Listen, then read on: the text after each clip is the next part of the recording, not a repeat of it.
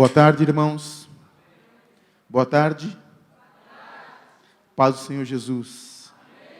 Glória a Deus. Sentem-se, por favor.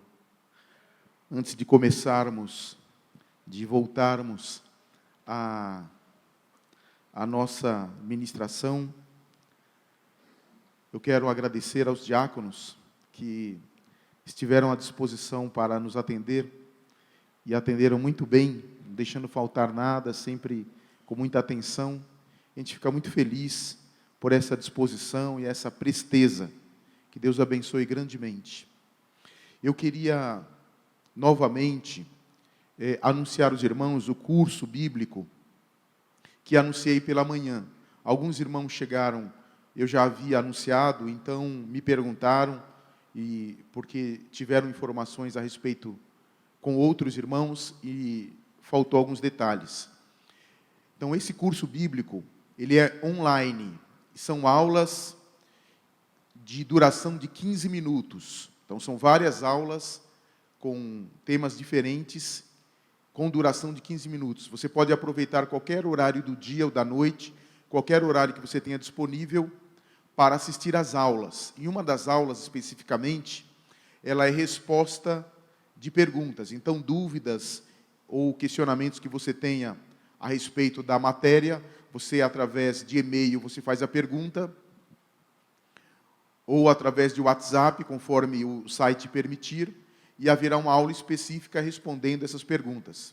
Então, você que administra o horário que você vai estudar as lições, vai assistir às aulas, e elas vão ficar sempre disponíveis para você, porque você entra com um código, acessa, e as aulas ficam disponíveis a você sempre que você entrar nesse código. Então, esse curso é um curso bíblico, livro por livro da Bíblia. Não é um curso teológico, mas neste curso eu procurarei empregar todo o conhecimento bíblico, teológico, histórico, cultural, filosófico, de história da igreja, de antropologia, de arqueologia bíblica, de geografia bíblica, de história bíblica, todo o conhecimento que eu adquiri ao longo desses 30 e poucos anos de vida pastoral.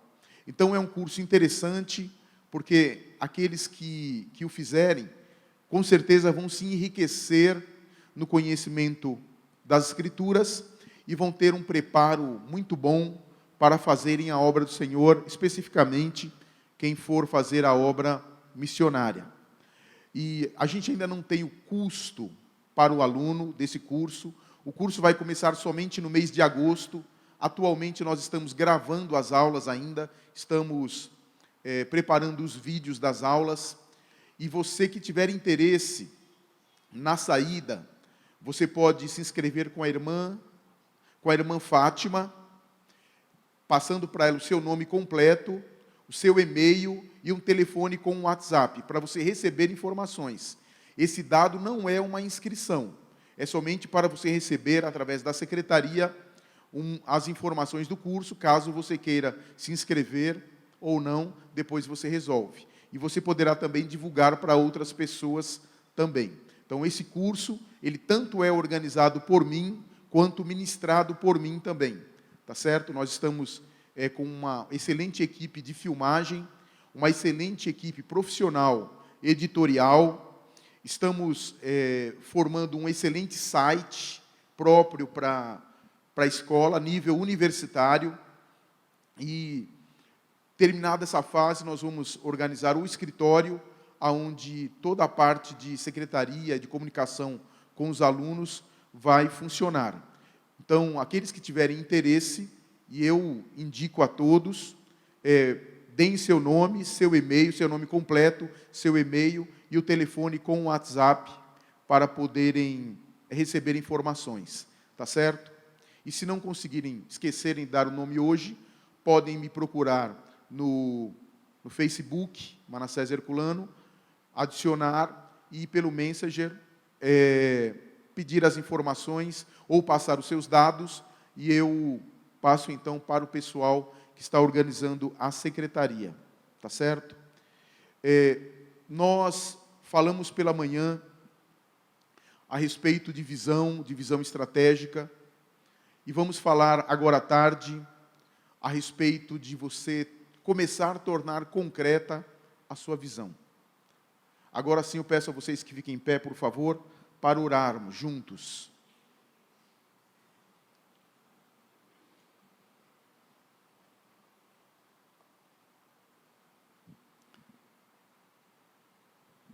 Feche seus olhos. Peça a Deus que você receba a ministração que o Senhor vai nos conceder de uma maneira didática e que essa ministração lhe sirva de instrução e lhe sirva de direcionamento para você cumprir a chamada que Deus lhe deu. Amém? Pai querido, eu peço em nome de Jesus Cristo, teu Filho, na autoridade de estar diante do teu povo para ministrar o ensino da tua palavra e do teu reino. E na disposição de cada coração de vir nesse sábado pela manhã e agora à tarde, para participar desta conferência e receber do Senhor direção para cumprir um chamado e uma vocação que arde nos corações, que nos inquieta, que nos tira o sono, que nos inspira, que nos dá amor pelos perdidos, mas que precisamos saber como proceder.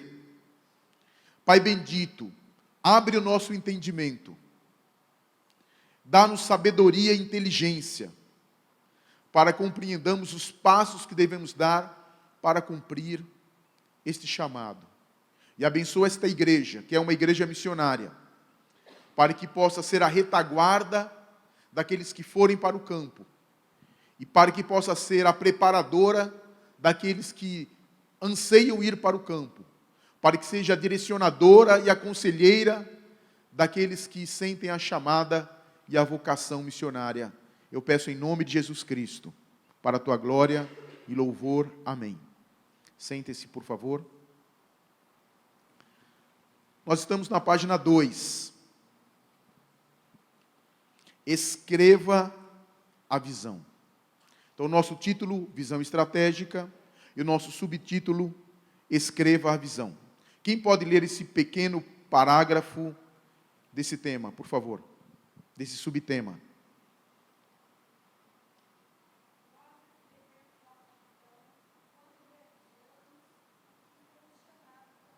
Isso. Nós escrevemos, ou seja, você precisa escrever a visão.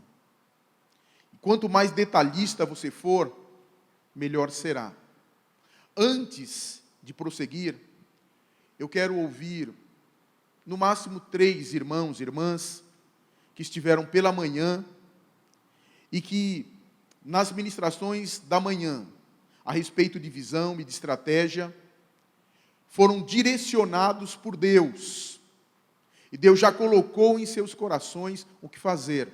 E é importante que isso seja compartilhado para que todos possam entender o efeito da instrução a respeito de missões. Quem gostaria de falar, que já teve uma direção, uma missão, uma direção de Deus e uma estratégia que recebeu hoje pela manhã, durante e após a ministração, e queira compartilhar, aí mesmo onde você está. Levante a mão, tem um microfone, e o microfone vai até você. Primeira, querida irmã. Fique em pé e fale, por favor. Paz do Senhor, irmãos. Eu trabalho com a parte de promotora, né, em perfumaria, e há muito tempo eu tenho um desejo de fazer um curso de maquiagem, de cabeleireiro, e na hora que o pastor começou a ministrar, o Senhor me mostrou para mim se aperfeiçoar nisso, para fazer missões em presídio feminino. Amém? Glória a Deus. Vamos aplaudir ao Senhor. Que Deus direciona mesmo. Mais alguém? Fique em pé, irmã, por favor. Paz do Senhor, irmãos. Amém. A gente trabalha ali com o trabalho missionário no Morada do Sol, que fica em São Paulo, na igreja que Morada do Sol, Recanto Verde Sol. E nós estávamos orando, eu e a missionária Graça, que trabalha juntamente conosco lá, e nós evangelizamos bastante o bairro. Não tem uma casa sequer ali que nunca foi evangelizada.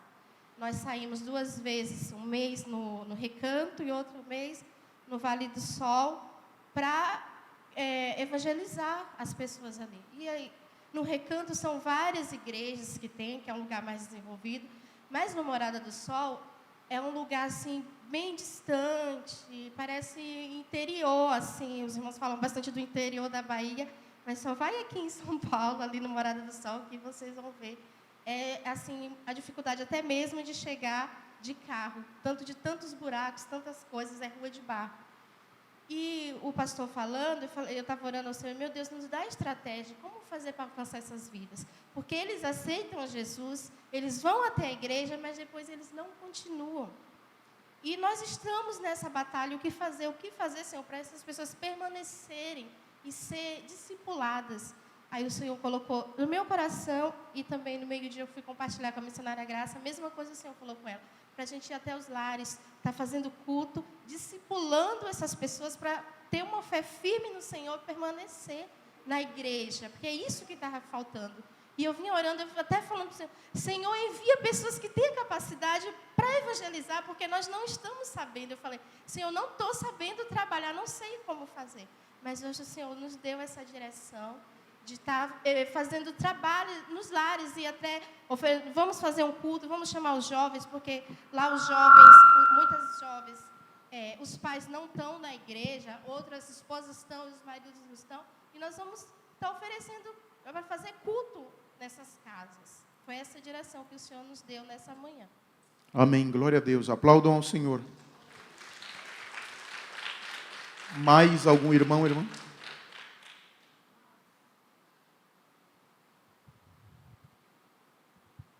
A paz do Senhor, irmãos. Amém. Final do ano que terminou, Deus foi me dando algumas estratégias, assim, eu fui me estudando, e hoje eu sou formada em cabeleireira, e depois Deus me deu mais uma habilidade, através disso eu me formei em maquiagem, e depois em design de sobrancelha, e aí eu fui... E depois fiquei perguntando ao Senhor, porque atualmente eu trabalho em outra área, mas por que Deus me levou para isso, né?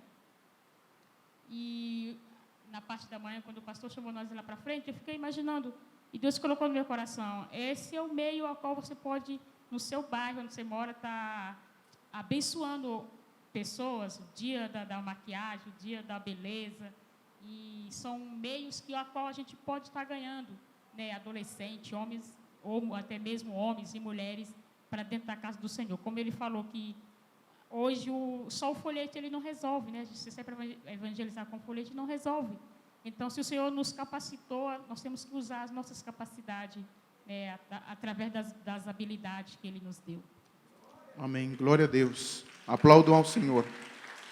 E é interessante que durante o intervalo que tivemos de almoço, vários irmãos e irmãs falaram comigo, e são estratégias diferentes que o Senhor está despertando nos corações. Inclusive, eu não consigo lembrar qual das irmãs que disse assim para mim, que sentia a chamada missionária, e o pastor disse, você tem chamada missionária, e você ordenou missionária. Ela falou, eu não prego, eu não evangelizo, eu não testemunho, eu não canto, eu não nada. Como é que eu tenho chamada missionária? E hoje ela entendeu que através do seu trabalho, e já se dispôs aí já até falou com o pastor Campas a esse respeito, de atender ao chamado, usando a sua profissão, a sua atividade para esse fim. Então, não só nesses casos, mas conversando com outros irmãos e irmãs, também eu ouvi depoimentos de chamada de usar profissão de nível de 3º grau, para poder ter acesso a pessoas desse mesmo nível também. Então, quando a gente pensa em missões, no sentido tradicional de missões, a gente resume a vocação missionária a um pequeno grupo de pessoas. Mas quando a gente pensa em missões, como uma parte da vida da igreja e da vida cristã, a gente enxerga que praticamente todos nós podemos ser missionários. Então, não se sinta não vocacionado, porque quando Cristo disse, ide por todo o mundo, Ele estava pensando em você também. Não só para você receber o Evangelho, mas para você também ser portador do Evangelho e anunciador do Evangelho através daquilo que você é. Voltem para a revista, página 2, escreva a visão. Abacuque, capítulo 2, versos 3 e 4. Leiam para mim, por favor, na revista.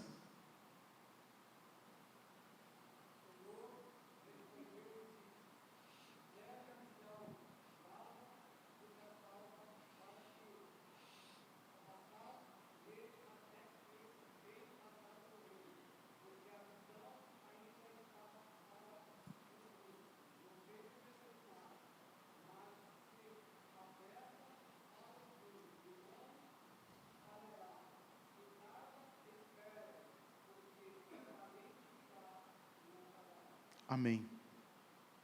Amém.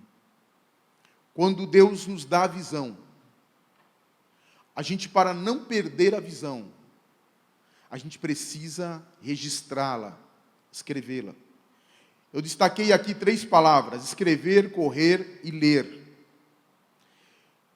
O que significa isso dentro do ponto de vista de visão missionária? Primeiro, escrever a visão ajuda a estabelecer em seu coração. Quando você escreve a visão, você a estabelece em seu coração. Escrever a visão é estabelecer um plano de preparo e um plano de execução ou de trabalho. Escrever a visão é você determinar os passos que você tem que dar para chegar aonde você quer chegar. Escrever a visão também é um instrumento de comunicação.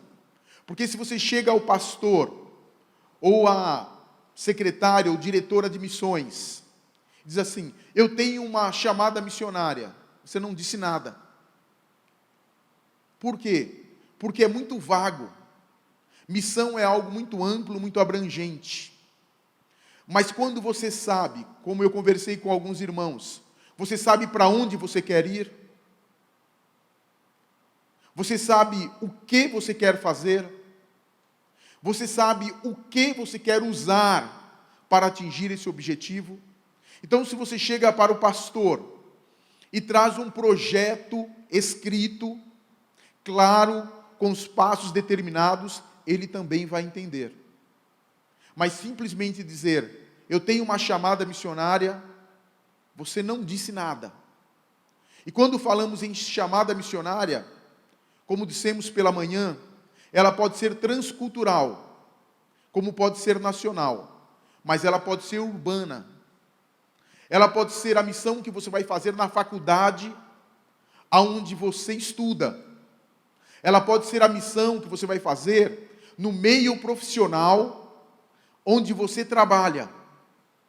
Ou com os parceiros comerciais com quem você se relaciona profissionalmente.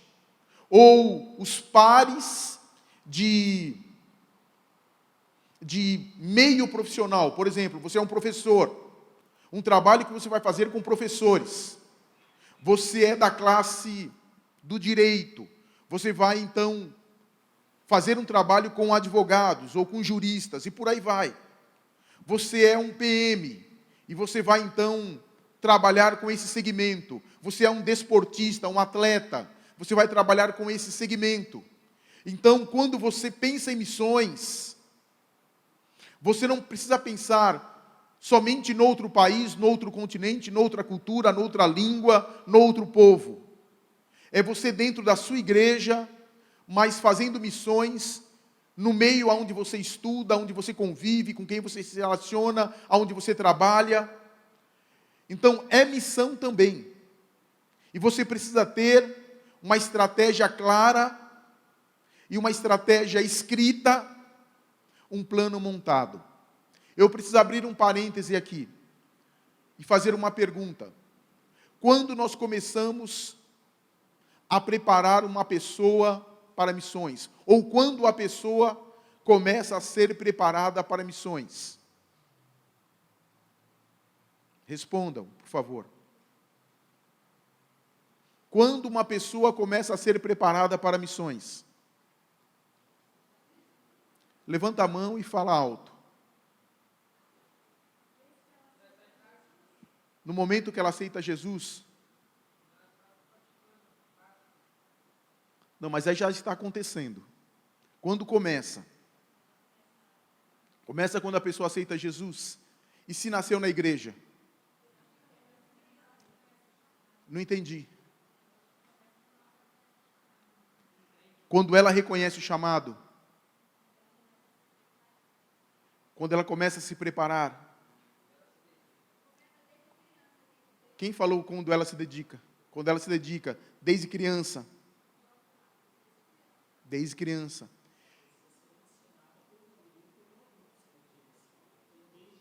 Sim. Vocês se lembram da chamada de Timóteo? Ele estava na igreja. E a igreja deu testemunho que Timóteo, que era um adolescente, ele tinha bom testemunho, era um jovem aplicado, era um jovem dedicado na igreja, mas ele não sabia que tinha o chamado. Então, a preparação, ela começa antes da própria pessoa reconhecer que tem a vocação. Porque observem que, em alguns casos, inclusive de vocês, alguém disse assim: estou te vendo no campo missionário. Só que você não tinha pensado nisso. Aí aquilo despertou em você. Eu me recordo que eu estava num congresso de jovens, eu tinha 17 anos, tinha acabado de me converter, e eu estava na galeria da igreja. Naquele tempo o pastor Gisel Gomes estava ministrando, e eu ali na galeria, ele ministrando para aquela multidão de gente, e uma voz falou assim para mim, aqui no ouvido esquerdo, muito claramente: estou te chamando para a minha obra. Eu não sabia dessa forma que Deus chamava desse jeito. Então, na verdade, Deus não está chamando, Ele está confirmando. A chamada de Eliseu, o que ele estava fazendo? Estava trabalhando a terra da sua família. Ele estava tocando a empresa agrícola da família. Ele estava arando terra com 12 juntas de bois. Estava ali trabalhando junto com outros empregados da família. E Deus havia dito na caverna para Elias: vai e unge a Eliseu de Abel-Meolá, profeta em teu lugar. Aí ele foi a Abel-Meolá. E lá viu Eliseu trabalhando. Passa por ele, no meio lá da terra que estava sendo arada, e joga a capa sobre ele. Não disse uma palavra. Aí Eliseu corre atrás dele e diz: meu pai, deixa eu despedir dos meus pais. Eu não te falei nada. Eu não te falei nada. E Deus às vezes faz uma coisa que Ele não precisa falar conosco. Basta passar a capa. E a nossa vida muda, os valores mudam. Fala assim: não preciso mais estar envolvido com juntas de boi, não preciso mais estar arando terra, deixa essa empresa para lá, eu vou atender o chamado de Deus. Não adianta. Então é um negócio que não tem explicação. Não tem explicação. E Elias diz assim: eu não te falei nada. A questão da chamada, da vocação, ela não requer explicação. Você sente, e a verdade é que a responsabilidade é tua. Uma vez que você sente a vocação, a responsabilidade ela é tua. Você deixa de simplesmente viver uma vida para você, de acordo com os seus projetos, de acordo com os seus planos, de acordo com os seus sonhos, com os seus ideais, e você simplesmente atende. Existem algumas coisas que são, assim, aos olhos humanos, absurdos.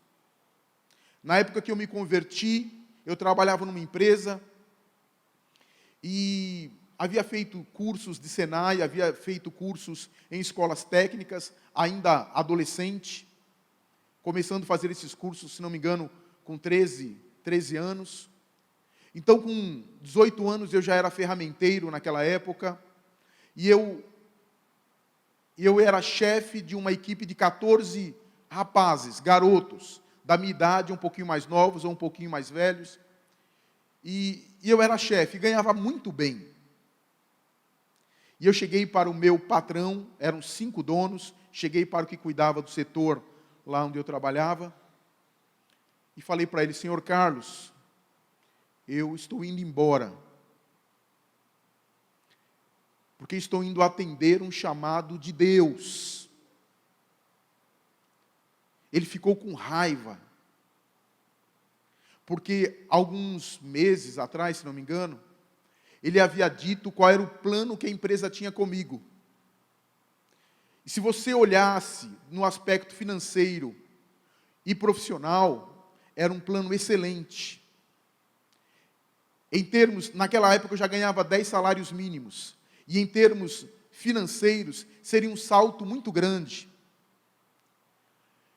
Profissionalmente seria extraordinário, mas eu simplesmente disse assim: eu vou atender ao chamado divino.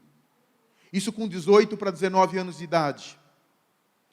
E ele disse assim: você está louco, você é absurdamente louco, você que depois se converteu, você pirou. E ele ainda disse assim: a minha esposa, ela é crente, só que ela não é doida igual você. As pessoas não entendem. E a responsabilidade não era dele, nem do meu pai, nem da minha mãe. A responsabilidade é de quem é vocacionado.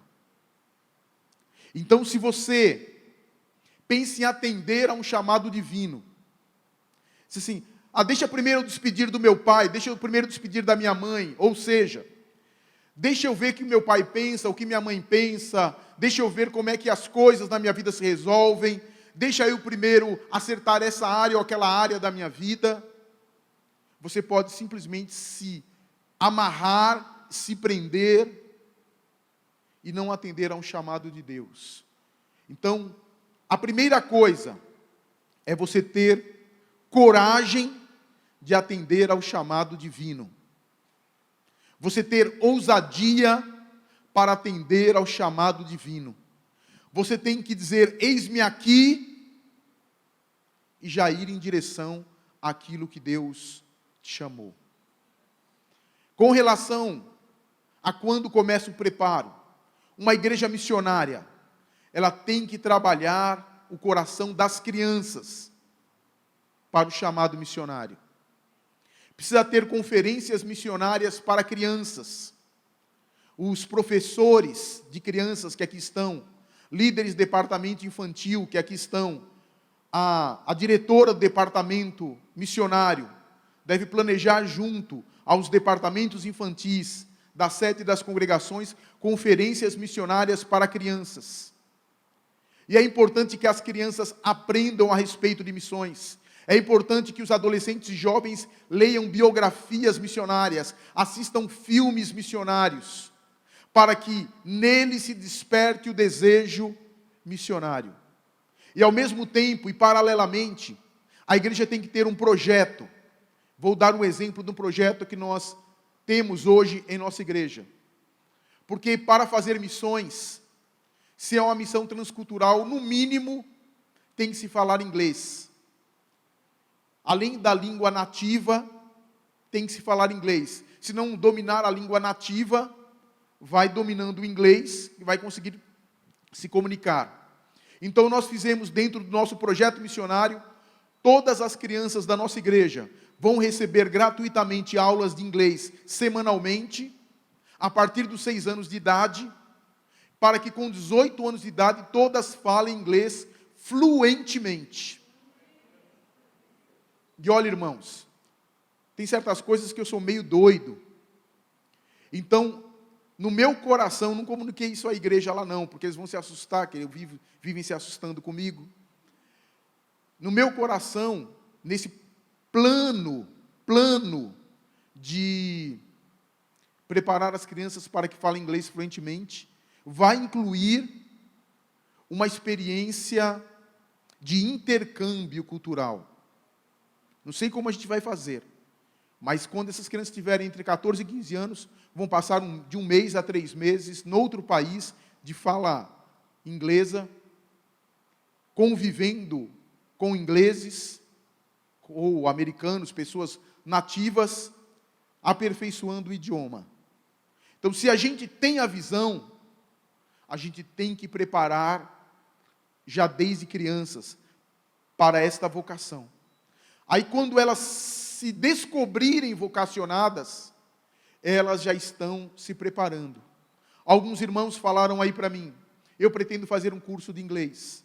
Na verdade, já estão atrasados, porque são adultos e não falam inglês. E é essencial o missionário que vai para o exterior falar inglês. É essencial. Quando é um país de língua portuguesa, ainda se dá um desconto, porque lá você vai falar o mesmo idioma que o nosso. Mas quando é um país que fala um outro idioma, se você falar o inglês, você consegue se relacionar, conviver, se virar. Então é importante que corra. E nós todos que sentimos vocação missionária, devemos estudar o inglês, entre outras coisas. Isto falando sobre escrever a visão. Entre outras coisas que você tem que escrever, eu preciso aprender o idioma. Entre as coisas que você tem que escrever, se você vai para uma outra nação, você escrever o que você conhece daquela nação, você tem que estudar aquela nação, você tem que pesquisar na internet a respeito daquela nação, você tem que assistir vídeos e filmes a respeito da história, da cultura, do alimento, do povo, do folclore, das datas daquela nação. Você tem que ter domínio e informações a respeito do povo com o qual você vai lidar. Isso em termos de missões transculturais. Mas em termos de missões nacionais, é você conhecer a terra, a localidade, o povo, conforme falamos pela manhã. Mas se você for trabalhar, por exemplo, universitários, então, você está dentro de uma universidade. Quais são os cursos que aquela universidade tem, para você saber quais pessoas que vão se achegar a você e com quais questões? Qual é o tipo de abordagem que você vai ter para essas pessoas? Qual é o tipo de respostas que essas pessoas precisarão? Qual é o tipo de problemas que essas pessoas passam e qual é o tipo de conselho que você terá para dar? E qual vai ser a ponte de acesso entre você e essas pessoas? Um outro exemplo. Digamos que você queira trabalhar com missão entre homossexuais. E nós vivemos num tempo onde a ideologia de gêneros está predominando na mídia, nas leis, na vida social, no pensamento do brasileiro. E você não pode falar nada contra que é discriminação, que é homofobia. Você não pode ter nenhuma atitude, nenhum gesto de desprezo àquilo que você pode ser processado e preso. Então, como é que você vai chegar? Então, você tem que ter uma estratégia para lidar com essas pessoas. Eu, uma vez fui ministrar uma conferência missionária numa igreja, onde um grupo de mulheres decidiu evangelizar presidiários. E no dia que eu fui ministrar, essas irmãs disseram, nós trabalhamos com evangelização de presidiários e tal e tal. E eu disse, como vocês estão sendo preparadas? Não, Deus mandou, a gente foi. Quem está sendo o líder? Não tem líder. Deus tocou no nosso coração e a gente foi. Como a igreja está acompanhando isso? Não, a igreja não está acompanhando isso. Deus tocou em nosso coração e a gente foi. Então eu disse para elas assim: irmãs, vocês estão fazendo missão de qualquer jeito. Aí uma, na nave da igreja, disse assim: pastor, o sangue de Jesus tem poder. O senhor não sabe o que o senhor está falando. E eu disse: irmã, infelizmente eu sei. Eu sei o que eu estou falando, e a forma como vocês estão fazendo missões está errada. Vocês não podem fazer missões de qualquer jeito, não podem fazer missões sem um vínculo com a igreja, e não podem fazer missões sem uma liderança. Eram 5 irmãs. Uma delas se envolveu afetivamente com um preso e engravidou. Outra começou a namorar com outro preso, que prometeu se casar com ela. Quando ele saiu, ele morou com ela e ela descobriu que ela tinha mais 2 esposas. E ela tem um filho dele, e lamenta até hoje. Uma saiu fora disso quando abriu os olhos e viu o problema que estava dando. E 2 se desviaram da igreja, porque se envolveram também com o preso. Então, a questão é a seguinte: pode-se evangelizar em prisão? Não só pode, como deve. Precisa ter uma estratégia? Precisa. Prisão de homem, prisão de mulher, tanto faz. Tanto faz. O que precisa é se fazer algo de maneira organizada, sob uma liderança, sob um conselho, com submissão, com orientação do pastor, com orientação da igreja, com suporte de treinamento e de acompanhamento, para não fazer coisas indevidas, para que o bem que se pretende fazer não se transformar em um mal. Próximo item, correr. Leiam para mim, por favor.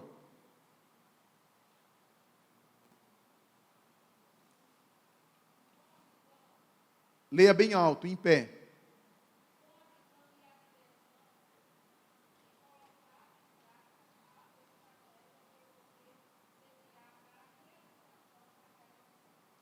Ler. Leiam para mim essa parte também. Outro irmão ou irmã, leia.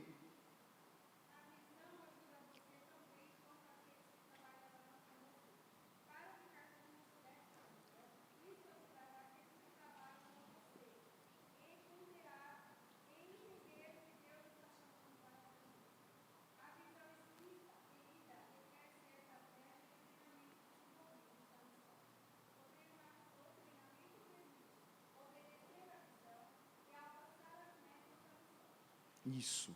Observem bem, uma visão, quando ela é escrita, quando você corre, ou seja, você vai em busca dela, você tem um plano de trabalho. E esse plano de trabalho, ele inclui o plano de preparação, o plano de formação de equipe missionária, o plano de organização de liderança dessa equipe missionária, o plano de organização de método de trabalho, de estratégia de trabalho, de horários de trabalho, de localidade de trabalho. E não somente de evangelização, mas como a irmã mencionou, que estão evangelizando, ela e sua companheira de missão, evangelizando há muito tempo e não vê os frutos. Aí a estratégia de trabalho é o discipulado, é o que vem faltando. Então não é só fazer pessoas levantarem as mãos, aceitando Jesus, mas pegar essas pessoas e trabalhá-las, discipulando-as, e você forma cristãos, e desses cristãos você forma líderes.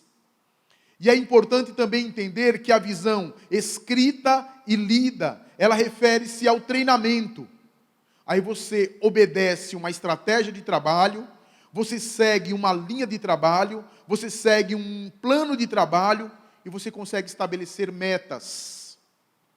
E quando você trabalha com metas, você consegue olhar para trás e ver o progresso daquilo que você fez.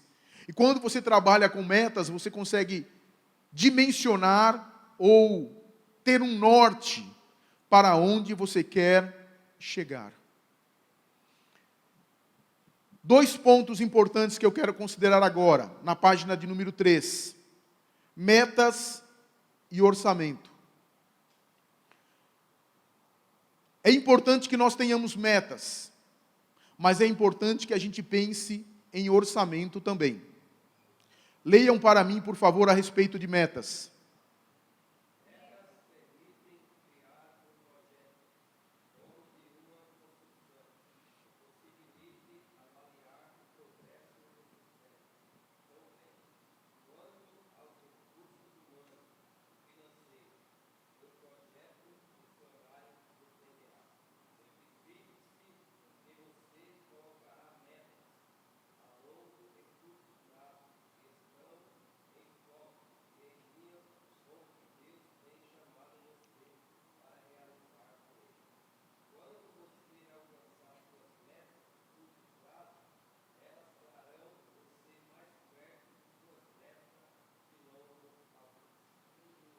Olha que interessante. Nós somos direcionados pelo Espírito de Deus. E está escrito, é o texto que segue, João 16:13, que o Espírito Santo, ele vai nos revelar o que há de vir. Então nós estabelecemos metas, temos um plano e temos uma estratégia.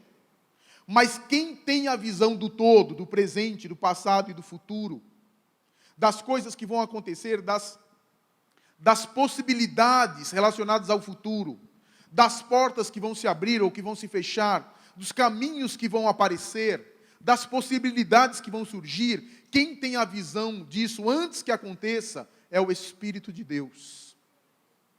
E se nós não estivermos direcionados pelo Espírito de Deus, nós estabeleceremos metas meramente humanas e pessoais. Mas quando estamos na mesma dispensação do Espírito de Deus, Ele abre o nosso entendimento e nos revela as coisas que ainda hão de vir, para que a gente redirecione as metas, o projeto e as estratégias para ir na direção do Espírito Santo de Deus. Uma das passagens bíblicas mais fantásticas para mim se relaciona a esse plano estratégico do apóstolo Paulo, na sua segunda viagem missionária. Ele está em Antioquia. De Antioquia, ele vai para Éfeso. E em Éfeso, ele deseja ir para Bitínia, para pregar o Evangelho, para fazer missão em Bitínia. E ele diz, e o Espírito Santo nos impediu. Aí ele disse, então eu vou para a Ásia, que era a Ásia Menor. E ele diz, mas o Espírito Santo nos impediu. Nós fazemos planos, mas precisamos estar na dispensação do Espírito Santo de Deus. Porque nem todo impedimento é do diabo. Nem toda porta que se fecha é o diabo. Nem tudo que acontece nos impedindo de fazer as coisas é o diabo. Porque muitas vezes o impedimento é Deus nos redirecionando. E o apóstolo Paulo, que era sensível ao Espírito Santo de Deus, ele disse que eles ficaram quietos. Aí à noite ele estava dormindo, e ele tem uma visão em que um homem grego, do norte da Grécia, na região da Macedônia, vestido de macedônio, fala com ele em idioma grego, passa a Macedônia e ajuda-nos. E ele diz, e nós entendemos que o Espírito de Deus estava nos direcionando para a Macedônia, então prontamente pegamos o navio e partimos para a Grécia. Quando você está na dispensação do Espírito Santo de Deus, você, por organização, estabelece metas, planos, estratégia, mas você fica na dispensação do Espírito de Deus.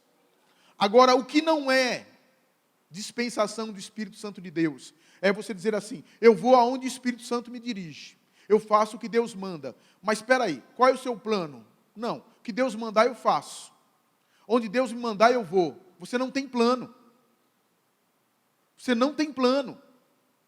E missões não se faz sem plano. O Espírito Santo, ele quer compartilhar com você o plano que você faz, a estratégia que você faz, as metas que você estabelece.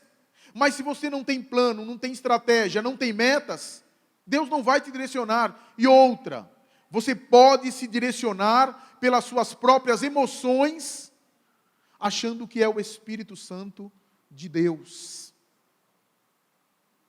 Você pode se direcionar pelas suas próprias emoções, achando que é o Espírito Santo de Deus. E olha, eu vou dar um exemplo de um irmão, quando estava começando o meu ministério, ele numa reunião de obreiros, ele compartilhou isso. E eu novinho, eu falei assim, Jesus, não me deixa ser assim. Ele tinha uma empresa, ele tinha algumas propriedades, e ele chegou e comunicou ao ministério que Deus o estava chamando para ir para um outro estado fazer a obra de Deus. Então ele se desfez da empresa, ele vendeu algumas propriedades, ele alugou outras propriedades e foi embora com a família. E lá deu tudo errado. Aí ele voltou, e nessa reunião que ele voltou, que eu estava, que foi quando eu o conheci. Ele disse, eu estava lá, irmãos, aí Deus falou assim para mim, meu servo, não deu certo, volte. Vocês acham que Deus fala isso? Meu servo vai, meu servo volta, que não deu certo. Você acha que Deus te chama para um negócio que não vai dar certo? E Deus desiste e fala, meu servo, não dá certo, volta. E ele falou com a plena convicção de que Deus disse, não vai dar certo. E eu ali, aprendendo a ser obreiro, falei, Jesus, não deixa eu ser assim. Porque ele agiu por emoções, para ir e para voltar. Para ir e para voltar. Daqui a pouco eu vou falar alguma coisa a respeito da família do missionário. Para vocês verem que às vezes um missionário ele volta, não é porque Deus não aprovou, mas é porque ele esqueceu que além da missão, nós temos família. E você tem que pensar na família, especialmente você que é esposo, que é esposa, você tem a sua esposa, você tem o seu esposo, você tem os seus filhos. Então você tem que pensar em cumprir um projeto missionário em família. E não simplesmente fazer missões, esquecendo que a família é importante. Mas nós vamos lá. Acompanhem comigo. Aí onde lemos a respeito de João 16:13, tem um versículo bíblico que eu já mencionei. Leiam esse pequeno parágrafo aí. Deve-se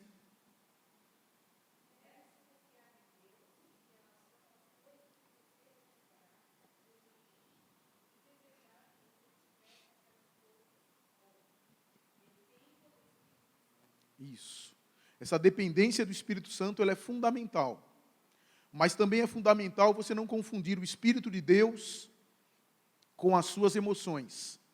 E nós, pentecostais, fazemos muito isso.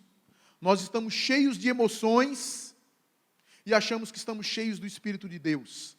Nós estamos totalmente emocionados e motivados por emoções e achamos que estamos sendo inspirados pelo Espírito de Deus. Infelizmente, nós pentecostais, nós flutuamos demais. E missão se faz com o pé no chão. E direção do Espírito de Deus é pé no chão. Acreditem nisso. É pé no chão. Vamos lá, orçamento, custos. Leiam para mim.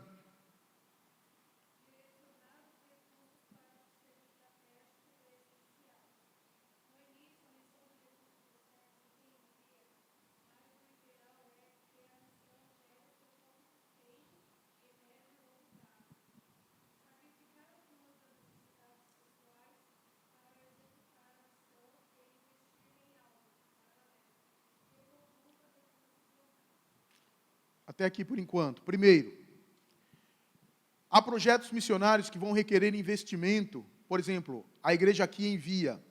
Então ela envia e dá um suporte financeiro para a mudança, para o projeto se desenvolver.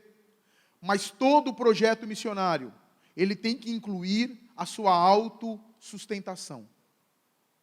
Porque se um projeto missionário, em médio prazo, ele se autossustenta, a igreja que está na retaguarda, ela pode iniciar um outro projeto missionário, porque aquele recurso que estava disponível para um projeto, que já se autossustenta, pode ir para outro projeto, que será iniciado também, que lá na frente vai se autossustentar. E esse projeto que se autossustenta, ele pode, por sua vez, levantar recursos missionários e dali outros projetos surgirem. Mas um projeto que só suga, é um projeto mal feito. Tá certo? Vamos lá, considerações de custos. Podem ler.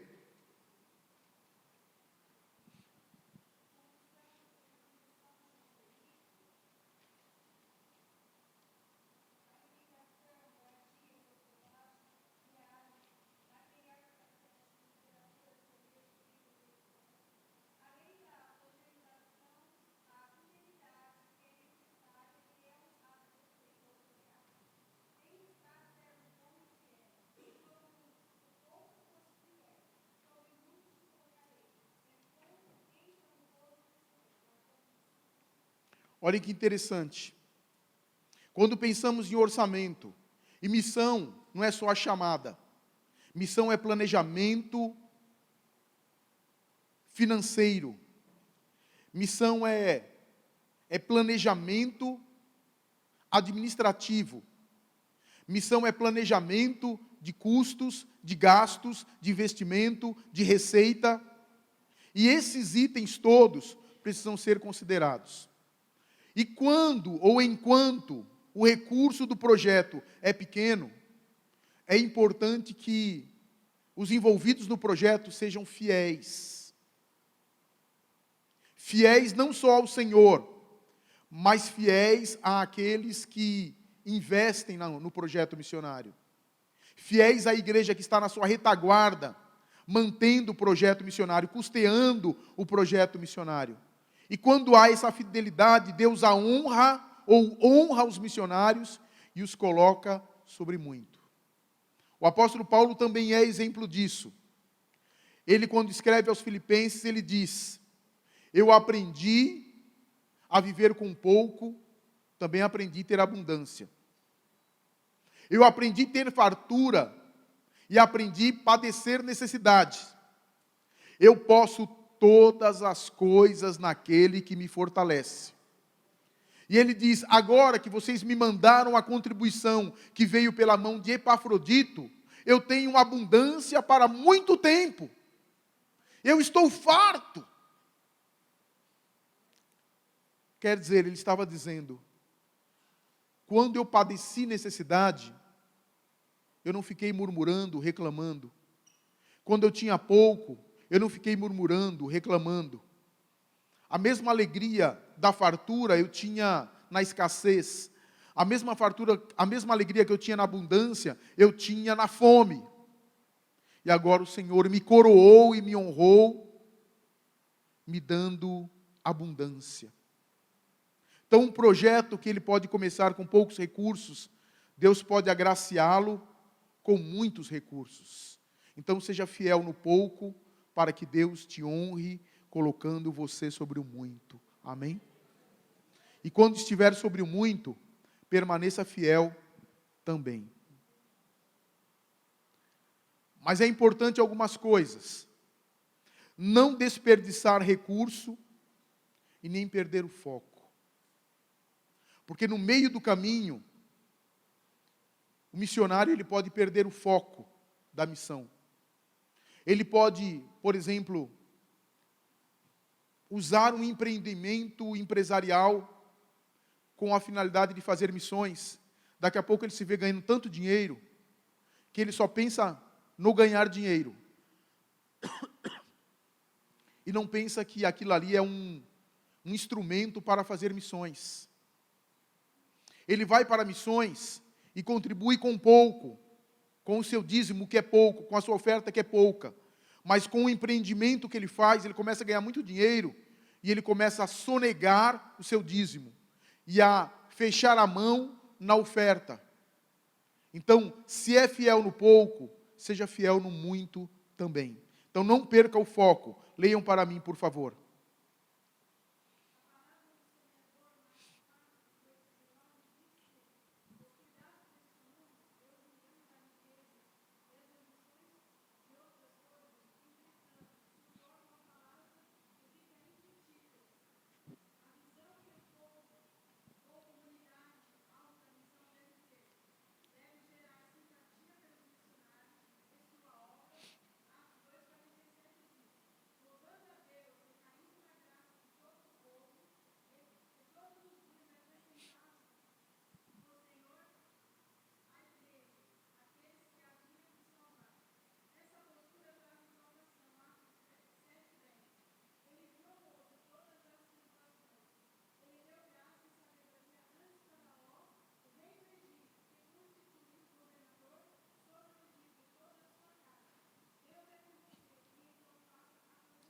Glória a Deus.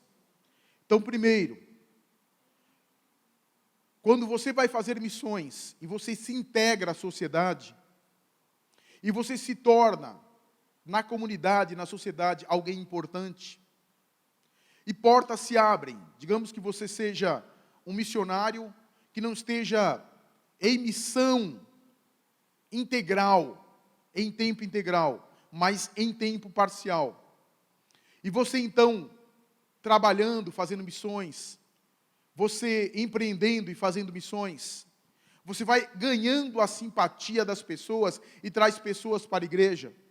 E ganha a simpatia da sociedade e alguém diz assim, olha, você agora, seria interessante você ser um vereador, um candidato, ou até a prefeito. Isso é bom? É bom. Isso é bom, porque você vai trazer influência do Evangelho através de emprestar ao Evangelho a sua boa imagem e integridade. Olha, o vereador fulano é cristão, o prefeito fulano é cristão. E se esse vereador, ou prefeito, ou juiz, ou advogado, ou delegado, seja lá o que ele for, um diretor de escola, um médico, um diretor de hospital ou de clínica, é uma pessoa respeitável, essa pessoa empresta credibilidade à igreja e ao Evangelho. Então, existem 3 formas em que isso é importante para a igreja. Primeiro, porque a igreja, ela está estabelecida e ela é um espelho para a sociedade lá fora. É um espelho em relação às pessoas que estão dentro. Se essas pessoas que estão dentro e as pessoas que estão fora entram e veem, puxa, fulano é aqui dessa igreja? É. Que coisa, hein? Ah, fulano é daqui dessa igreja? É. Que bom, pessoa de bem, pessoa íntegra e tal. Isso, a pessoa empresta credibilidade para a igreja. Existe o aspecto em que a igreja vai. Como a igreja vai? Quando a igreja sai para evangelizar. E ela pode evangelizar de centenas, ou dezenas ou centenas de formas. Digamos que vá se fazer teatro nas praças para as crianças. Ou a igreja vai fazer um projeto social, mas ela vai em nome da igreja. Então, é a igreja que está indo, ela está levando o nome da instituição. Mas existe o aspecto em que a igreja não vai, quem vai é o reino. Então, quem está lá fora, fazendo o que esteja fazendo, está fazendo como cidadão. E as pessoas, no máximo, sabem que a pessoa é cristã. Ou que o grupo é cristão. Eu cito um exemplo aqui na revista, um exemplo que nós mesmos fizemos. Há uma família da igreja que mora num condomínio de prédios, tem 3 torres, e eu sempre insisti com eles para a gente fazer alguma coisa lá. E nós começamos a fazer culto no apartamento deles, não teve resultado. Nós fizemos uns eventos de convivência no salão social, salão de festas do condomínio, não deu resultado. E eu fiquei pensando em estratégia, até que eu li o que eu menciono aqui na revista, depois em casa vocês leiam, que uma igreja fez. Eles ofereceram numa reunião de condôminos, através do morador do condomínio, que era membro da igreja, uma ação na forma de teatro, onde as crianças aprenderiam a respeitar os pais, estudar, serem amigas, não quebrar as coisas, escovar os dentes, arrumar a própria cama, guardar os brinquedos, etc.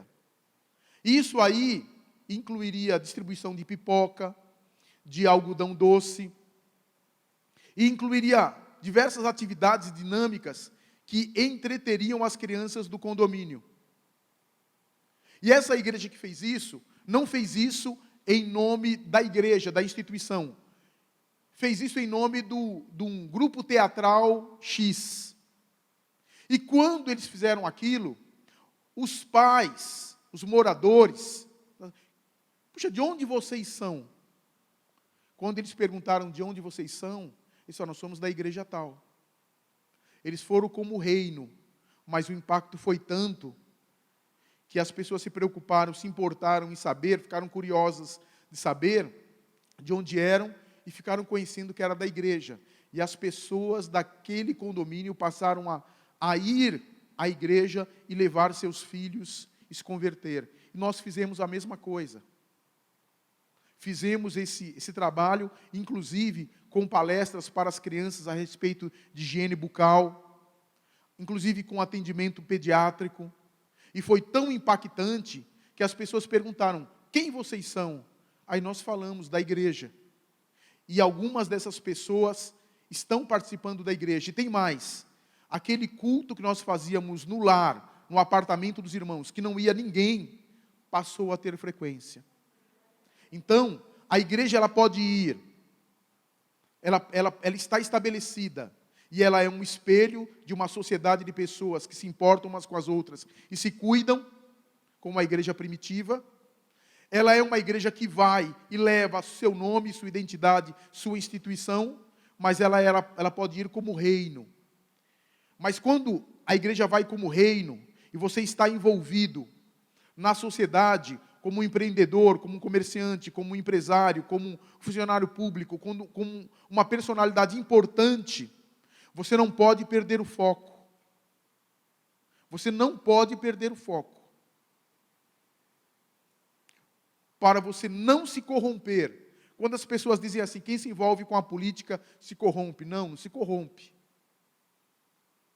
Porque se ela não perder o foco, ela não se corrompe. Mas se ela perder o foco, ela se corrompe. E se existe um poder que seja maior, mais forte, do que o poder do Espírito Santo em nós, então é aquele poder que nós devemos adorar, porque aquele é de Deus. Mas a minha Bíblia diz, maior é aquele que está em mim do que aquele que está no mundo. Então eu tenho que confiar que Deus estará trabalhando em minha vida e me capacitando para eu não me misturar, não perder a identidade, não perder o foco e não misturar a minha identidade cristã com a má identidade desse mundo. Vamos lá. A família do missionário.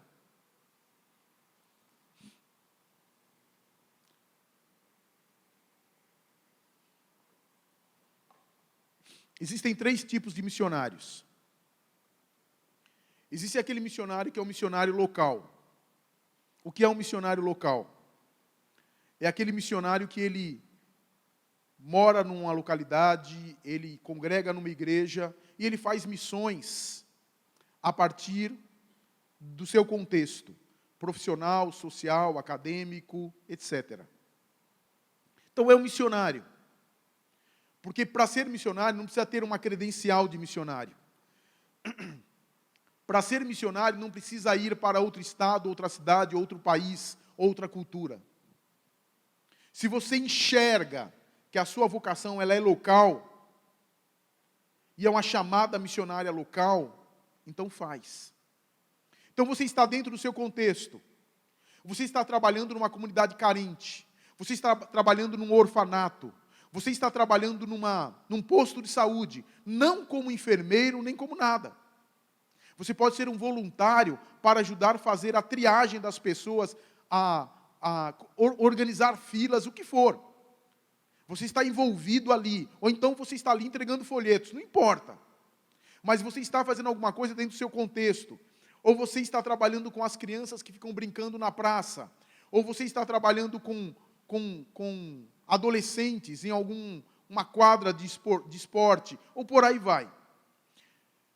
Não importa o que você esteja fazendo, você pode estar promovendo uma evangelização através de um curso de crochê, ou de tricô, ou de culinária, ou de costura, ou atividades para pessoas da terceira idade. Não importa.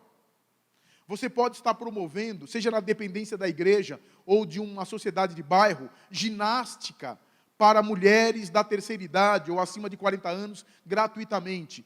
Não propriamente treinamento como em academia, mas um exercício para as pessoas não ficarem, como é que fala? Sedentárias.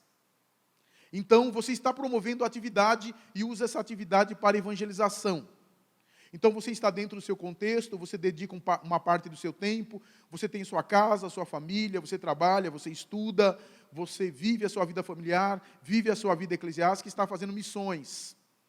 Esse é um aspecto do missionário. Existe outro tipo de missionário, que ele é o apoio à missão que está acontecendo à distância. A igreja de Vila Alzira faz muito isso nessas inserções missionárias que são feitas de tempo em tempo, onde se vai todo mundo de ônibus, uma grande equipe, isso é um apoio. Então você pode ser um missionário que faz inserções ou imersões missionárias. Então você vai lá, faz um trabalho de evangelismo, faz um trabalho social, faz um trabalho de apoio e volta. Você continua vivendo a sua vida. E você faz isso de tempo em tempo, aproveitando o feriadão, aproveitando férias da empresa, ou aproveitando folga, ou alguma coisa assim. Você vai e faz missões. Aí você dedica a isso uma vez por ano, ou 2 vezes por ano, ou 3 vezes por ano, ou quantas vezes for possível para você. É uma outra forma de missionário. Isso também, às vezes, é um alento para quem está lá no campo, que vê pessoas amigas, que vê pessoas chegarem. Aí tem prazer de hospedar, prazer de servir. E aquilo que o missionário não alcança a fazer, porque fica saturado para ele.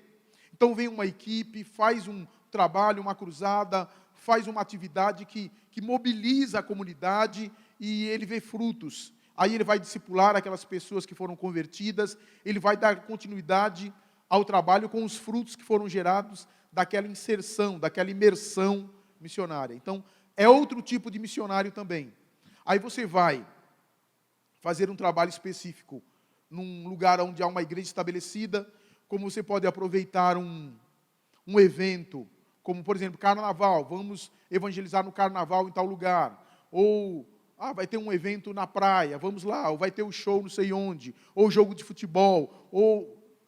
O pessoal inventa muita coisa que são motivos para evangelizar, e tudo isso é válido. Entendeu? Tudo isso é válido. Vai ter a feira, não sei do que, vamos aproveitar para evangelizar e tal. Então, esse trabalho missionário, ele não te desprende da família e da sua vida normal, mas não deixa de ser missão. Não se sinta inferior porque você não está lá na África. Está entendendo? Não se sinta menor que o missionário que está lá na Bahia. Não se sinta insignificante, porque você não está lá no mundo árabe, sendo perseguido e tal. Simplesmente atenda ao chamado de Deus, conforme Deus chamou você. Mas para quem vai ao campo, aí já é outra coisa. Você tem que pensar na família. Então vamos lá, alguns itens importantes. Leiam esse título. Eu vou ler, vocês repitam. A família do missionário. Novamente. Prioridades. Leiam esse versículo de 1 Timóteo 5,8.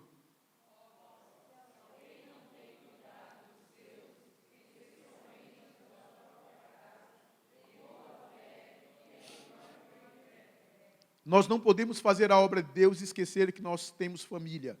E um dos espelhos importantes no aspecto social para a missão é o cuidado que o pastor, que o missionário, a missionária, a família missionária tem com ela mesma.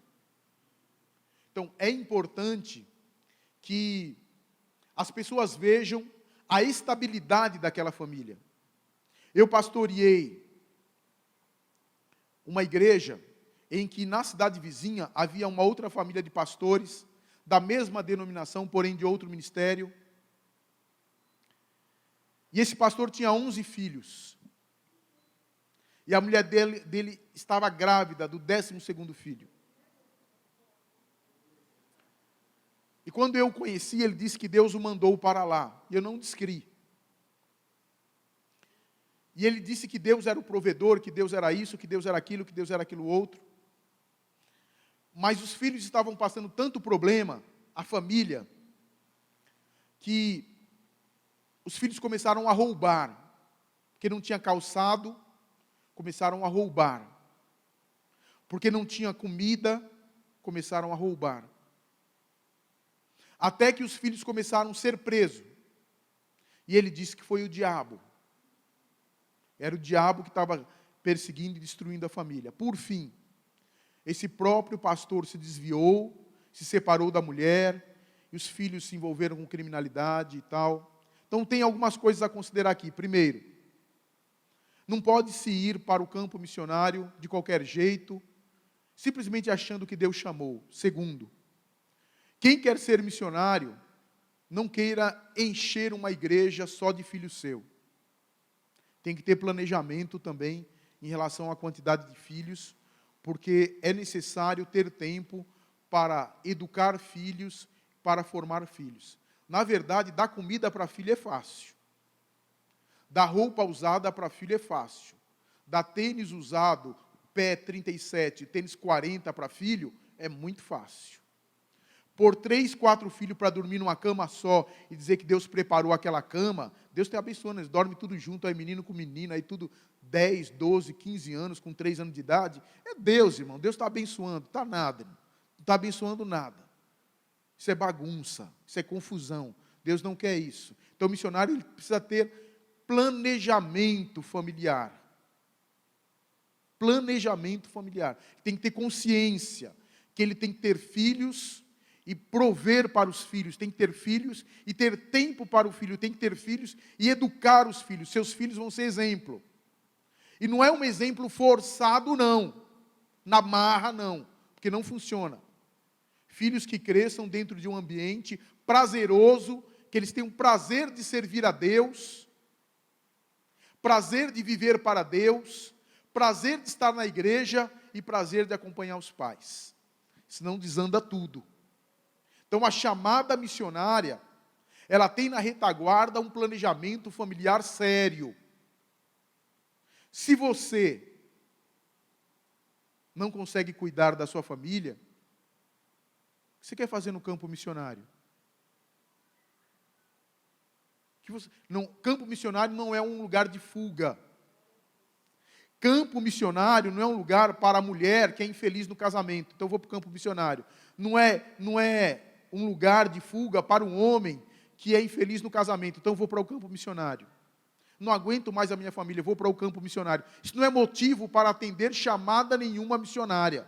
Então, você quer atender um chamado missionário? Então, aprenda a trabalhar a sua família e a solidificar o seu lar. Olha só, eu dei assistência à esposa de um missionário que veio de Angola para o Brasil. E eles tiveram tanto problema e tanta luta, que ele simplesmente largou a mulher e voltou para Angola e arrumou outra mulher e deixou a mulher aqui com os filhos. Ele não tinha estrutura para viver a realidade. Então, a gente tem que parar para pensar que a vocação, ela requer preparo espiritual, psicológico, emocional, conforme eu falei de manhã, e um planejamento de vida pessoal. Se a obra, ela não te dá o sustento devido, Então você não dedique 100% do seu tempo à obra. Vá trabalhar. Compreendeu? Outra coisa que é importante, que eu oriento os obreiros lá da igreja. Nenhum missionário nosso e nenhum pastor nosso exerce o pastorado ou vai para missões sem curso superior e sem profissão e sem estar estabelecido. Sabe por quê? Que se ele for para o campo missionário e o Brasil fechar as portas para mandar dinheiro para ele, ele vai trabalhar e vai se sustentar. Compreendeu? Se o que a igreja pode ajudar não é o suficiente, ele lá vai trabalhar e vai se sustentar. Então é muito comum aqui na grande cidade, um pastor, ele dirige uma igreja, mas ele tem a sua profissão. E ele trabalha. E por que lá no campo missionário não pode? Pode também. Então ele pode ganhar até muito mais respeito. Muito mais respeito. Tem um pastor, ou melhor, um presbítero, que ele foi a uma cidade, e ele era contador e tinha um escritório de contabilidade na cidade de Juiz de Fora. Aí ele foi para outra cidade, no outro estado, e ele ali abriu um escritório de contabilidade. E não tinha, ali na cidadezinha, um escritório de contabilidade. E ele abriu. Escritório de contabilidade e advocacia. Mas ele me disse que o que está dando certo é o escritório de contabilidade. E ele, com isso, ele ganhou o respeito das pessoas lá. E ele, como presbítero, ele coopera na igreja e tem o sustento dele. Então, se você tem um preparo, você não fica na mão e não vai desistir porque as circunstâncias financeiras não estão favoráveis. Você vai ter um meio de trabalhar e ganhar dinheiro e pronto. Fazer missões não significa necessariamente deixar de trabalhar. Fazer missões é uma estratégia. Você tem que pensar no aspecto financeiro, principalmente em relação à sua família. Porque não é família de missionários que tem que passar fome.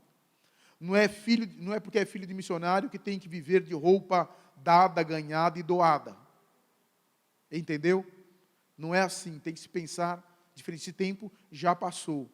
Eu, quando fui missionário, eu cansei de vir para a reunião de obreiros e irmãos me darem sapato velho, totalmente gasto, e falar assim, pastor Manassés, Deus me tocou, chorando. Deus me tocou. Eu comprei isso aqui, aí ele mostra lá um sapato bonitão, novinho, caro.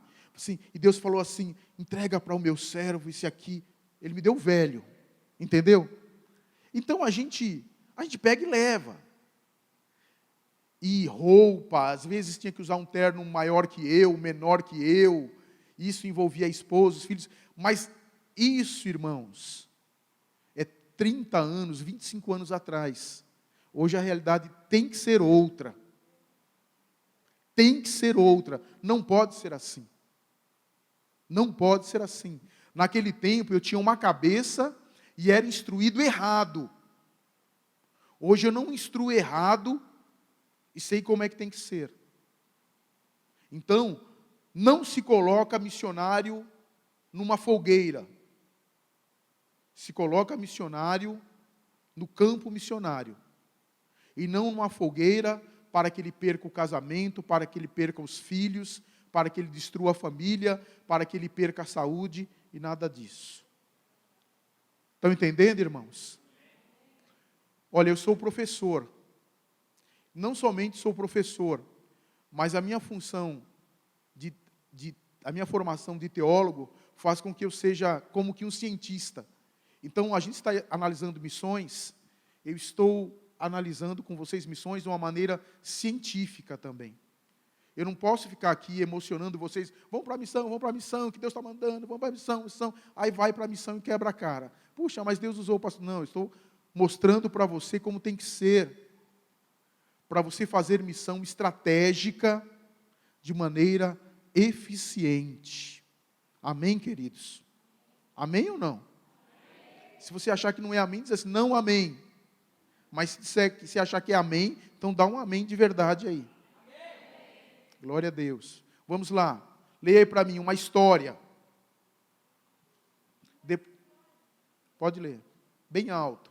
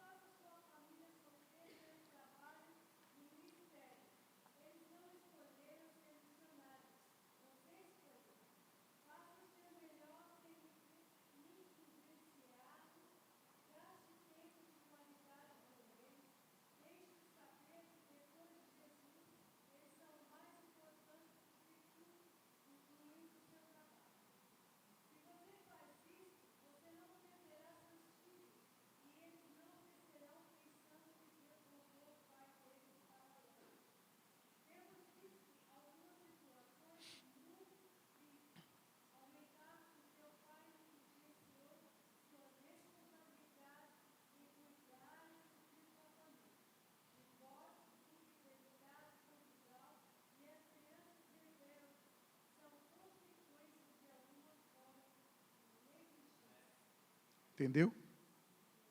O exemplo desse pai missionário, o filho próprio conta 40 anos depois, quando ele vai assumir o ministério do pai.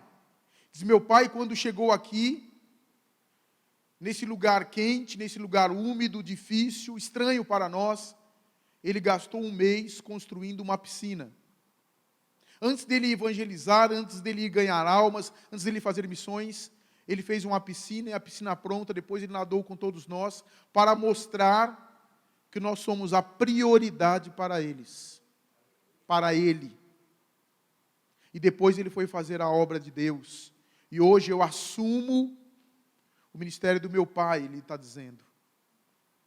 Quer dizer, aquilo que o pai fez marcou a vida daquela criança.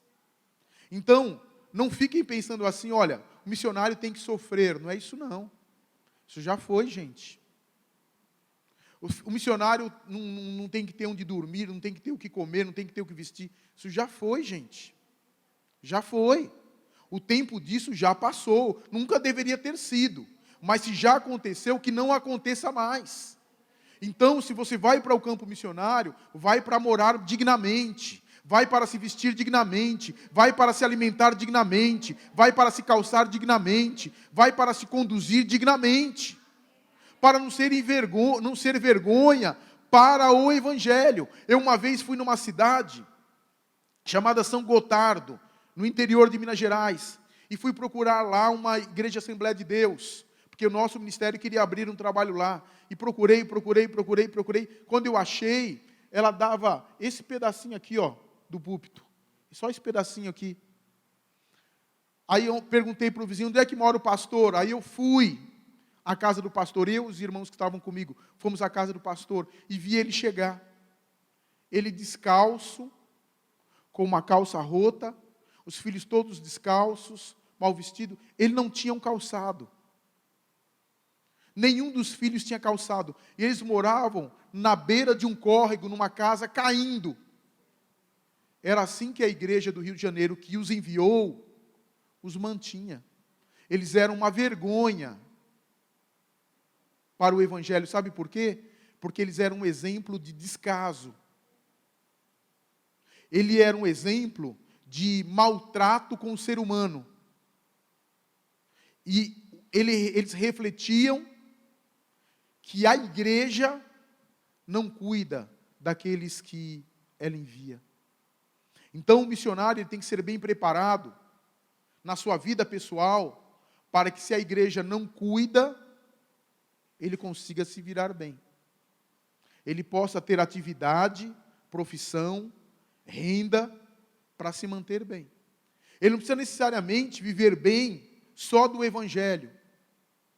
Ele pode viver bem com a ajuda da igreja, mas o que ele ganha no seu trabalho e no trabalho da esposa, e manter a família muito bem, porque a família é prioridade. Os maus exemplos que a gente tem visto de divórcio de missionários e de pastores, de infidelidade conjugal de missionários e de pastores, de filhos rebeldes, são consequências de alguma forma de negligência. Então pense nisso. Então eu estou chamando a sua atenção para isso. Nós enfatizamos que você tem uma vocação e uma chamada, mas você não pode negligenciar a sua família por conta dessa chamada. Se você é solteiro, é outra coisa. Se você é viúvo e não tem filho, é outra coisa. Se seus filhos são já adultos e têm as suas vidas estabelecidas, é uma outra realidade. Você tem que pesar qual é a sua realidade, para você poder fazer a coisa bem feita e o nome de Jesus ser glorificado e não envergonhado. Amém? Arrume a sua agenda, leia para mim.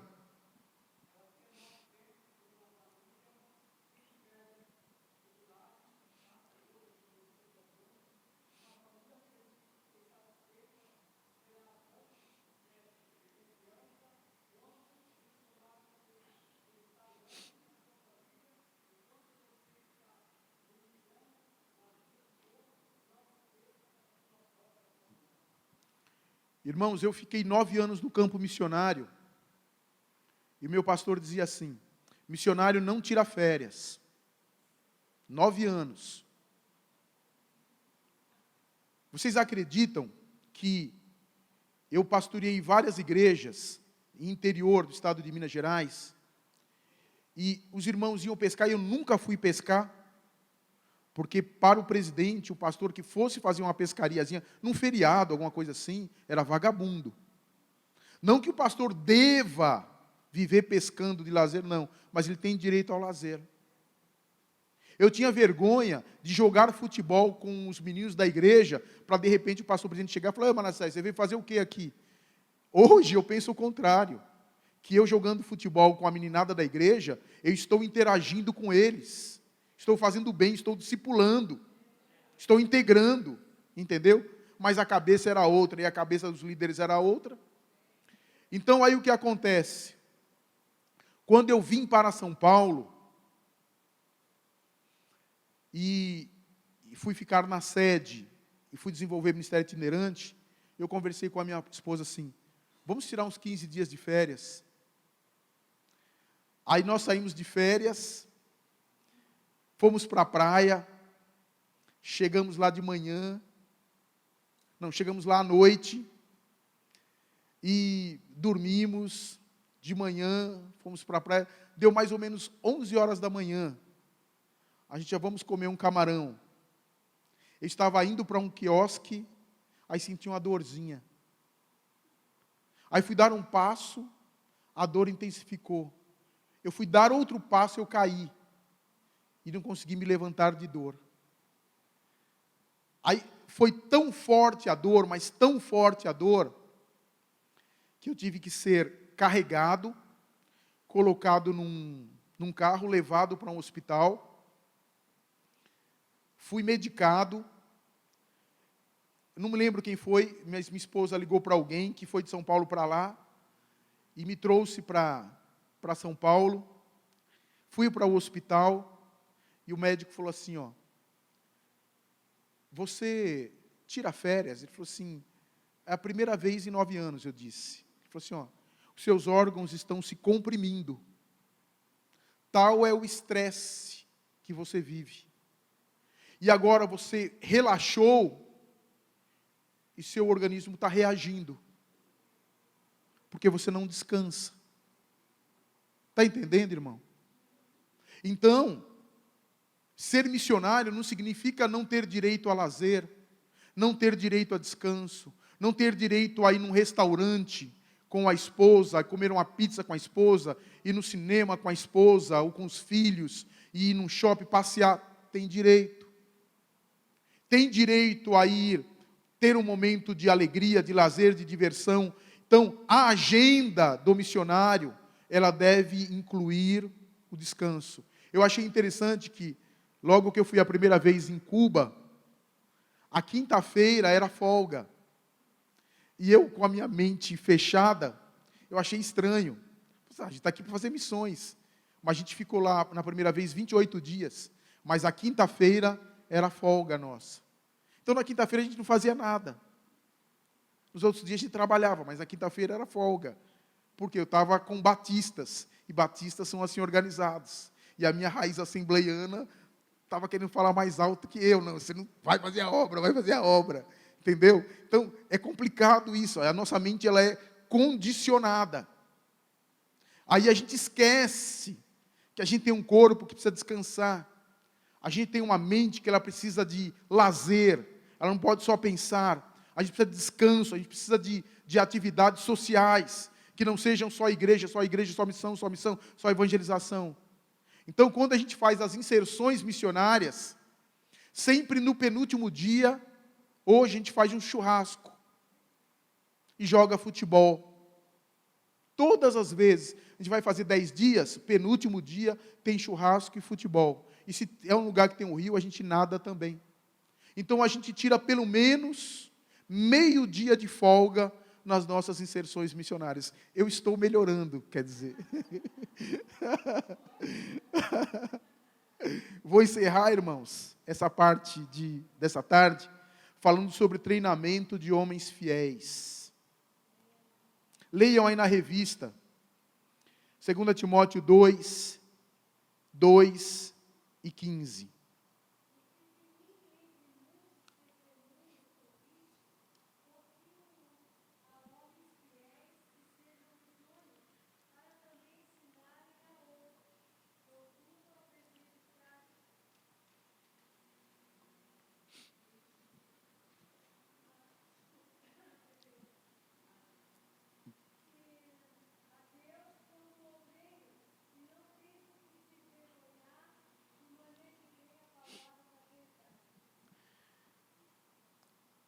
olhe para mim, por favor.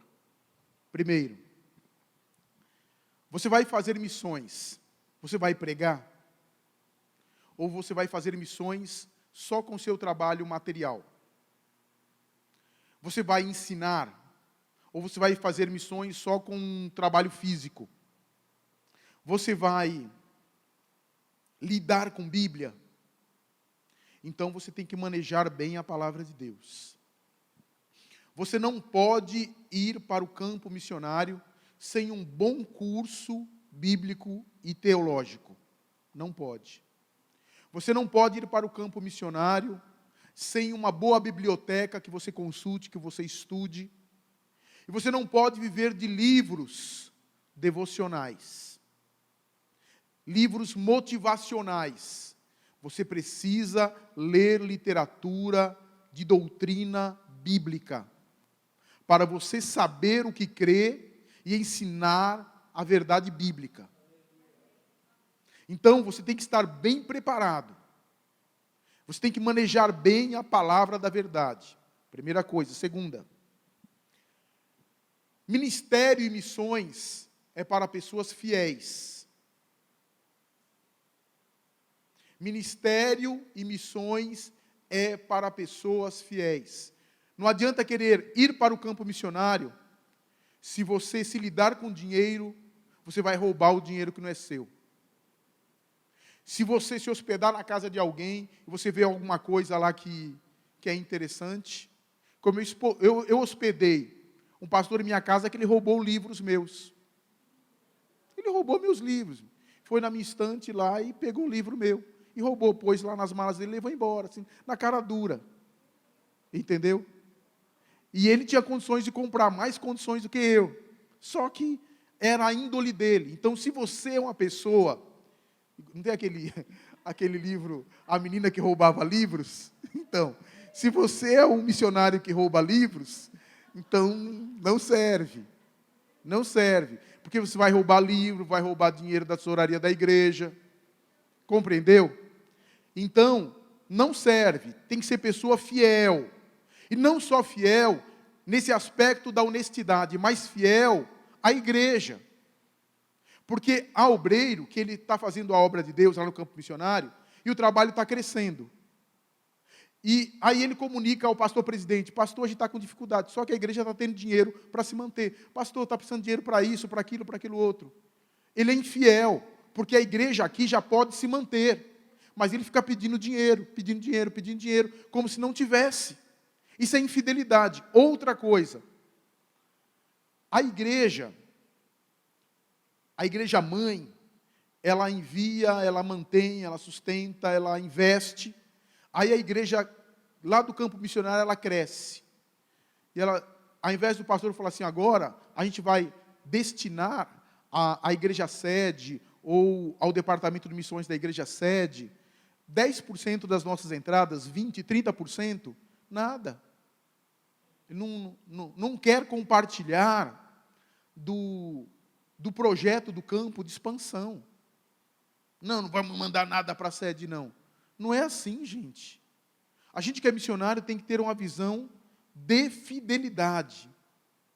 E homens que têm um caráter fiel,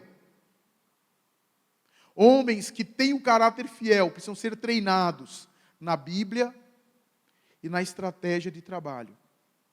E precisam ser idôneos. A palavra idoneidade, ela tem uma amplitude de alcance que é muito importante a gente considerar. Primeiro, idoneidade é maturidade. Então, são cristãos amadurecidos.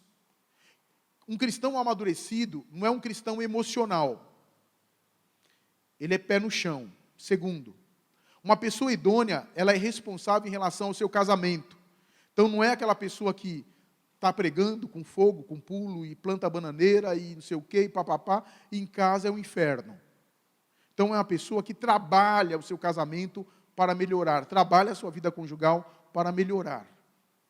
Terceiro, a pessoa idônea é uma pessoa também responsável em relação à educação dos seus filhos, à formação dos seus filhos. Então, procura formar excelentes cidadãos e excelentes cristãos.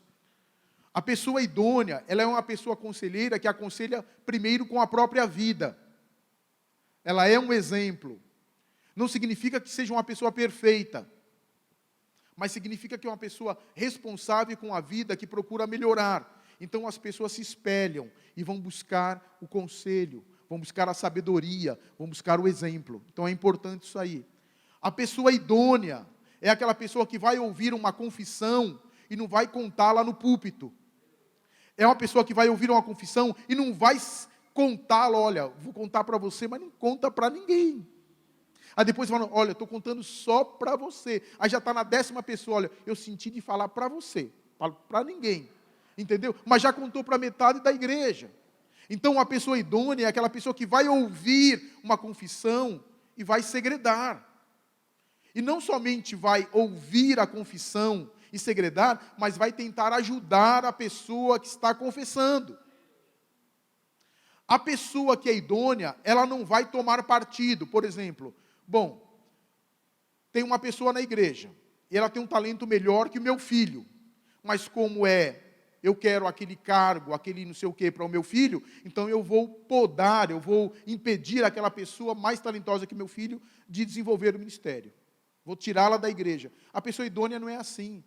Ela sabe colocar cada pessoa no seu devido lugar e valorizar cada pessoa de acordo com o valor que mereça.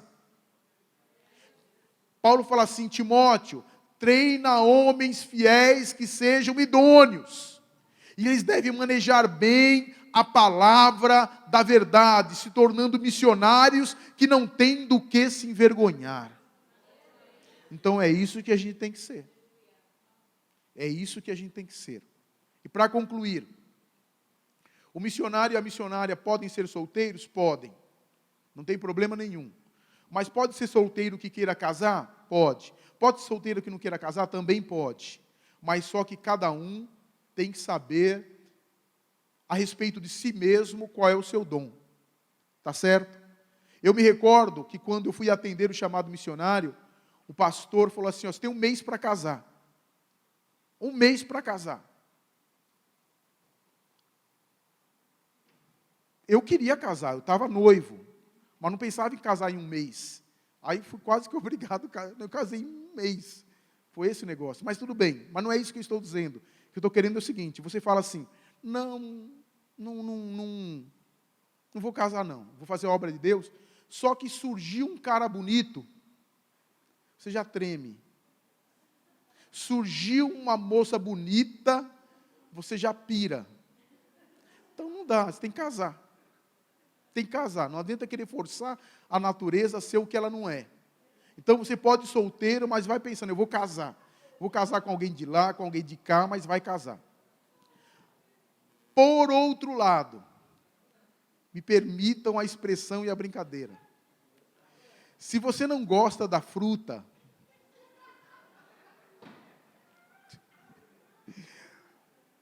não coma a fruta.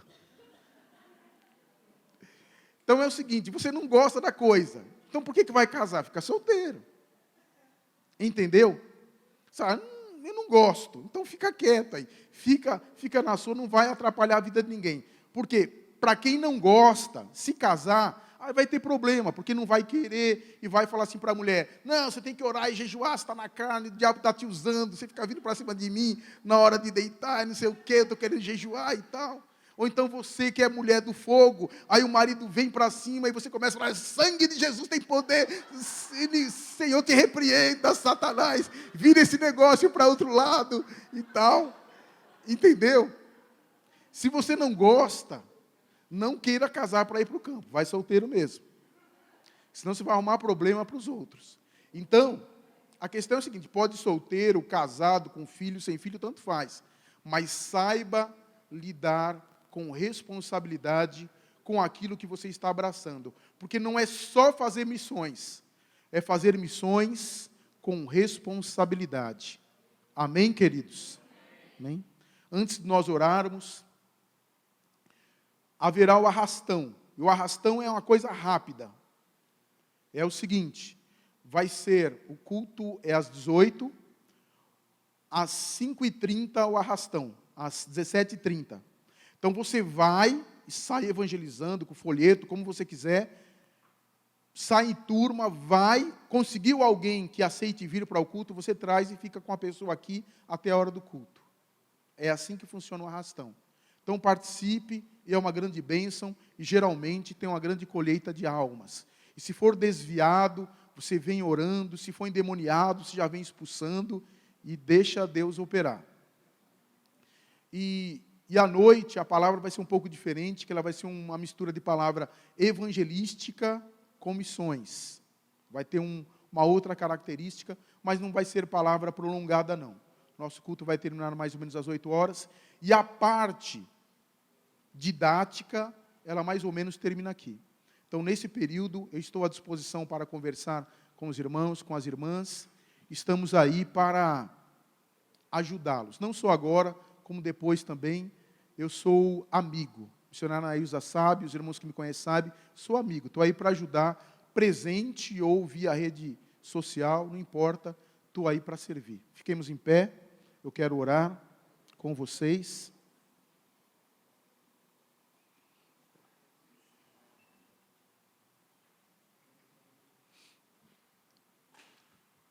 Feche seus olhos, por favor. Feche seus olhos e diga assim, bem alto: eu quero fazer missões, com responsabilidade. Eu quero ser um missionário, fiel e idôneo, que maneja bem a palavra da verdade. Eu quero ser um missionário que priorize a família, o casamento, a vida conjugal, os filhos, que saiba administrar a missão e a vida pessoal, que seja fiel a Deus e ao ministério ao qual eu pertenço. Bendito Deus, eu peço em nome do teu Filho Jesus, que honre teus filhos e filhas, que têm sido tocados pelo teu Espírito Santo para atender ao chamado missionário. E ajuda, Senhor, que esse chamado seja atendido com fidelidade, com idoneidade, com responsabilidade e com destreza na tua palavra. Não deixa que teus filhos se distraiam com coisas desta vida, perdendo o foco ou se envolvendo em coisas que impeçam a visão se concretizar. E não deixa, Senhor, que enxerguem emocionalmente a vocação e não tenham uma estratégia eficiente. Abençoa para que a igreja de Vila Alzira progrida em missões mais e mais, produzindo missionários que sejam espelho para a igreja e para a sociedade. Que a tua bênção esteja sobre todos, sobre o casamento de todos, sobre o lar de todos, em nome de Jesus Cristo, para a tua glória, Senhor. Amém e amém. Aplauda bem forte ao Senhor.